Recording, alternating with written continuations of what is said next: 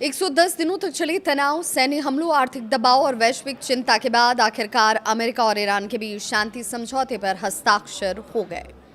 नमस्कार, मैं आपके साथ विभा उपाध्याय और आप देख रहे हैं न्यूज़ 18 बिहार झारखंड का डिजिटल प्लेटफॉर्म।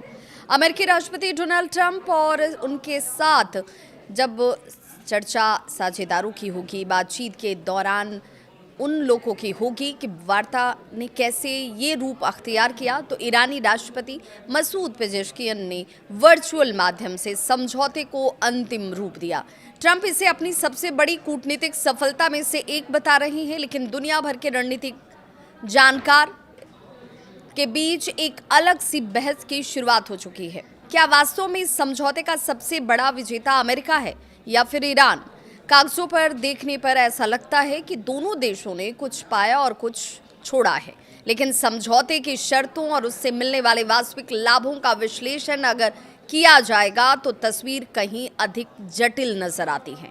अमेरिका को इससे क्या मिला, पहले वो जान लीजिए। तो अमेरिका के लिए सबसे बड़ी उपलब्धि ये मानी जा रही है कि फिलहाल युद्ध रुक गया है। पिछले कई महीनों से पूरी दुनिया की निगाहें स्ट्रेट ऑफ होर्मुज़ पर जाकर टिकी हुई थी। ये वही समुद्री मार्ग है जहां से दुनिया के लगभग 20% तेल का व्यापार गुजरता है। ईरान ने इससे समझौते के तहत इस जलमार्ग को खुला रखने और जहाज़ों की आवाजाही में बाधा न डालने का भरोसा दिया। इसका सीधा असर वैश्विक अर्थव्यवस्था पर पड़ने वाला है। तेल की कीमतों में अचानक से उछाल आने की आशंका कम हो गई है और ऊर्जा बाजारों को राहत मिली है। दूसरा महत्वपूर्ण बिंदु ये कि ईरान ने परमाणु हथियार विकसित न करने की शर्त को स्वीकार कर लिया। हालांकि परमाणु कार्यक्रम का अंतिम स्वरूप क्या होगा, इस पर अब भी सहमति होनी बाकी है। अगले 60 दिनों तक दोनों देशों के बीच बातचीत का दौर चलता रहेगा और उसी दौरान अस्थायी समझौते का खाका तैयार करने की कोशिश की जाएगी। अमेरिकी राष्ट्रपति डोनाल्ड ट्रंप ने इस समझौते को परफॉर्मेंस बेस्ड डील बताया। उन्होंने कहा कि यदि ईरान अपने वादे से पीछे हटता है तो अमेरिका किसी भी समय दी गई रियायतों को वापस ले सकता है। ट्रंप प्रशासन का दावा ये भी कि समझौते में अमेरिका की ओर से ईरान को कोई प्रत्यक्ष नकद सहायता नहीं दी जाएगी, लेकिन असली खेल यहीं से शुरू होता है। विशेषज्ञों के माने तो समझौते का सबसे बड़ा लाभ ईरान को मिला। वजह ये कि अमेरिका को जहां मुख्य रूप से भविष्य के आश्वासन मिले हैं, वहीं ईरान को तत्काल आर्थिक राहत मिलने लगी है। समझौते के लागू होते ही ईरान के तेल निर्यात पर लगी कई बाधाएं कम होने लगीं। तेल और ईंधन की बिक्री के रास्ते खुल गए। इसके साथ ही बैंकिंग, शिपिंग, इंश्योरेंस सेक्टर से जुड़े कई प्रतिबंधों में ढील मिलने की संभावना बढ़ गई। वर्षों से प्रतिबंधों के कारण आर्थिक संकट झेल रहा ईरान अब वैश्विक ऊर्जा बाजार में दोबारा से मजबूत वापसी कर सकता है। विश्लेषकों के अनुसार यदि ईरान युद्ध से पहले वाले स्तर पर तेल निर्यात शुरू कर देता है तो उसकी वार्षिक आय $60 अरब से अधिक हो सकती है। शुरुआती 2 महीनों में ही करीब $8 अरब की अतिरिक्त कमाई का अनुमान भी लगाया जा रहा है। तेल का खजाना पहले से तैयार है। ईरान के पास अगर देखें तो पहले से उसने 100 मिलियन बैरल से ज़्यादा तेल स्टोरेज में मौजूद रखा है और इसमें लगभग 60 मिलियन बैरल विदेशों में संग्रहित है। प्रतिबंधों में राहत मिलते ही ये तेल अंतर्राष्ट्रीय बाजार में उतार दिए जा सकते हैं और इसका अर्थ ये है कि ईरान को नई उत्पादन क्षमता विकसित करने का इंतजार तो कम से कम नहीं करना पड़ेगा। वो तुरंत वैश्विक बाजार में सप्लाई को बढ़ाकर बड़ी कमाई शुरू कर सकता है। $100 अरब की संपत्तियों तक पहुंच का रास्ता आसान नजर आता है। आने वाले अगर 60 दिनों में स्थायी समझौते हो गए तो ईरान के लिए एक और बड़ा दरवाजा भी खुल सकता है। विभिन्न देशों में प्रतिबंधों की वजह से फंसी लगभग $100 अरब की ईरानी संपत्तियों तक पहुंच उसकी संभव हो सकती है। ईरानी मीडिया की रिपोर्ट्स में शुरुआती चरण में लगभग $12 अरब जारी होने की उम्मीद जाहिर की जा रही है। इतना ही नहीं, युद्ध से प्रभावित ईरान के पुनर्निर्माण के लिए $300 अरब के संभावित फंड की भी चर्चा सामने आ रही है। यदि ऐसा हुआ तो ये ईरानी अर्थव्यवस्था के लिए ऐतिहासिक राहत साबित हो सकती है। अमेरिका का मूल उद्देश्य क्या पूरा हुआ, तब ये सवाल उठता है। यहीं पर समझौते को लेकर सबसे बड़ा सवाल उठ रहा है।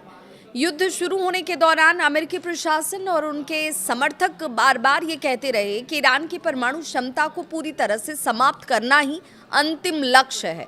लेकिन वर्तमान समझौते में न तो ईरानी सेंट्रीफ्यूज नष्ट करने की शर्त शामिल है और न ही उच्च स्तर पर संवर्धित यूरेनियम को तत्काल खत्म करने का फैसला ही किया गया है। सबसे कठिन और विवादित मुद्दों को अलग 60 दिनों की वार्ता के लिए छोड़ दिया गया। यानी जिस परमाणु कार्यक्रम को लेकर पूरा संघर्ष शुरू हुआ वो अब भी पूरी तरह समाप्त ही नहीं हुआ है। ट्रंप की भाषा और अंतिम समझौते में अंतर भी दिखता है।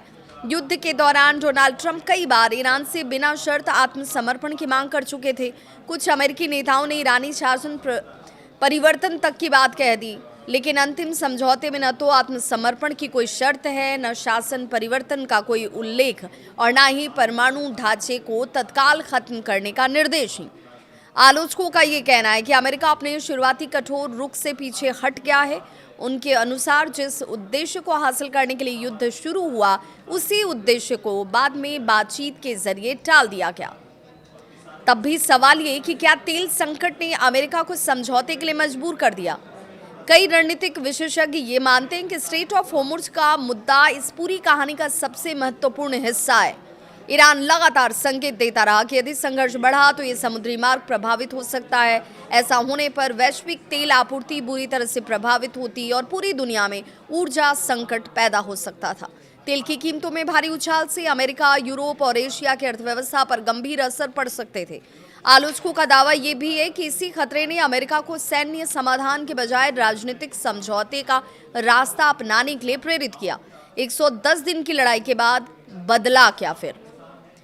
यही वो सवाल है जो इस समझौते की असली सफलता या फिर विफलता को तय करेगा। 110 दिनों की लड़ाई, भारी सैन्य कार्रवाई और अरबों डॉलर के नुकसान के बावजूद ईरान की सरकार सत्ता में बनी हुई है। उसका परमाणु कार्यक्रम पूरी तरह से समाप्त नहीं हुआ है। उसकी क्षेत्रीय राजनीतिक संरचना भी कायम है और अब प्रतिबंधों में संभावित ढील मिलने की वजह से उसकी अर्थव्यवस्था को एक नया जीवन मिलने की पूरी संभावना भी बनती नजर आती है। यानी युद्ध से पहले और युद्ध के बाद की तस्वीरों में बहुत बड़ा अंतर दिखाई नहीं देता। क्या अमेरिका ने अपना सबसे मजबूत हथियार कमजोर कर दिया? अमेरिका की सबसे बड़ी ताकत आर्थिक प्रतिबंध मानी जा रही है। उन्हीं प्रतिबंधों के जरिए वर्षों तक ईरान पर उसने दबाव बनाया। लेकिन यदि वर्तमान समझौते के तहत प्रतिबंधों में लगातार ढील मिलती रही तो अमेरिका का ये दबाव वाला तंत्र कमजोर पड़ सकता है। इजराइल समर्थक समूहों और कई रिपब्लिकन नेताओं का तो तर्क है कि वॉशिंगटन ने अपनी सबसे प्रभावी हथियार समय से पहले ही इस्तेमाल कर लिए। यदि अगले 60 दिनों की बातचीत किसी ठोस परिणाम तक नहीं पहुंचती तो अमेरिका के पास दबाव बनाने के विकल्प पहले की तुलना में सीमित हो गए। तकनीकी रूप से देखें तो दोनों पक्ष इस समझौते को अपनी अपनी जीत बता सकते हैं। अमेरिका ये कह सकता है कि उसने युद्ध को रोका, तेल बाजार को स्थिर किया और ईरान को बातचीत के मेज पर लाकर रख दिया। लेकिन दूसरी तरफ ईरान को तत्काल आर्थिक राहत मिल गई, तेल निर्यात का अवसर मिला, वैश्विक बाजार में वापसी की संभावना बढ़ी, अरबों डॉलर की संपत्तियों तक पहुंच और अंतर्राष्ट्रीय वैधता हासिल होती हुई नजर आती है। यही कारण है कि कई रणनीतिक विशेषज्ञ और विश्लेषक ये मान रहे हैं कि यदि केवल तत्काल लाभ और राजनीतिक परिणामों की बात की जाए तो इस समझौते का सबसे बड़ा लाभार्थी फिलहाल ईरान नजर आता है। हालांकि अंतिम फैसला अगले 60 दिनों की वार्ता और अस्थायी समझौते के परिणाम पर निर्भर होगा। यदि भविष्य की बातचीत में अमेरिका ईरान के परमाणु कार्यक्रम पर कठोर नियंत्रण स्थापित कर पाता है तो तस्वीर बदल सकती है। लेकिन फिलहाल दुनिया भर में यही चर्चा है कि 110 दिनों के संघर्ष के बाद शांति समझौते की मेज से सबसे भारी झोली लेकर कौन उठा है। इसे लेकर आपकी समझ क्या कहती है, आपकी क्या है राय? कमेंट सेक्शन में अपनी राय जरूर बताएं।